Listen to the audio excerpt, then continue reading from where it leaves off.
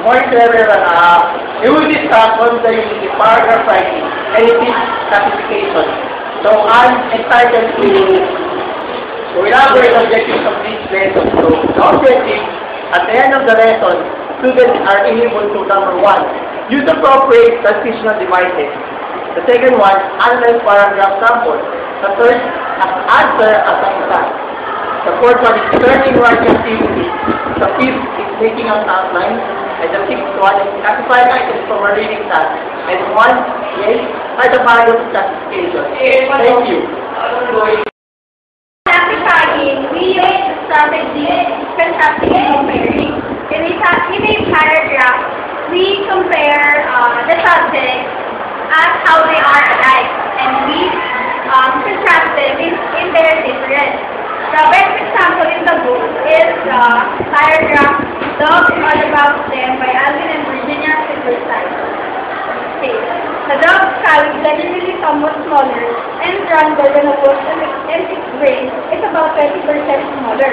Wolves, on the other side of bad dogs, have standing ears, which act as sound funnels, like antennas. They gather sound waves from the air and direct them down to the ear canal into the inner bone.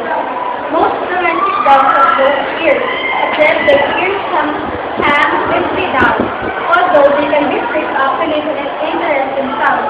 For all of the dogs, both wild and domestic, the ears are not only organs of hearing, but also organs of expression. The position of a dog's ears can communicate a great deal about its.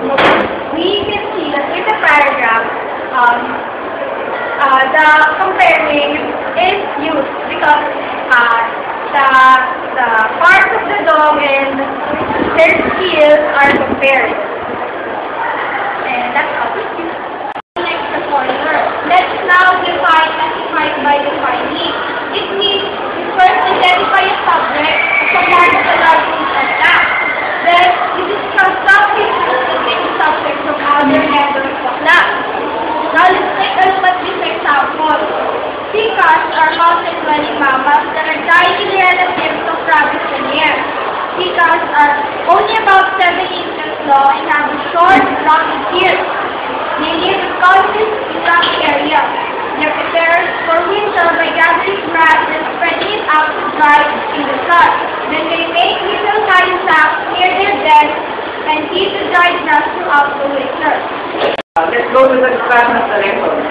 What is classification? Classification is dividing a subject into parts, defining it, or comparing and contrasting it with something else. I use a story about dinosaurs. The writers divide the group of dinosaurs into 2 parts. Let's read it. To begin with, dinosaurs fell into 2 groups. The bird-hipped ones or ornithischians, and the reptile-hipped ones or saurischians. Ornith came from the Greek word bird and saur, Greek word for reptile. The bird-hipped dinosaurs were almost herbivores, meaning they feed only on vegetables and other plants.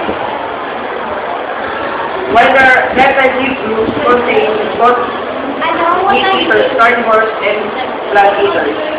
Let's add about something about classification. Classification is dividing means looking at the parts of the subject in order to understand the subject as a whole. In this example, the writers again took a classification about the dinosaurs, and in the preceding topic, we'll also learn about other classification narrations. We will know the objective. Number 1, how many dogs that we own? Is our group complex? And we almost own 6, right? The next objective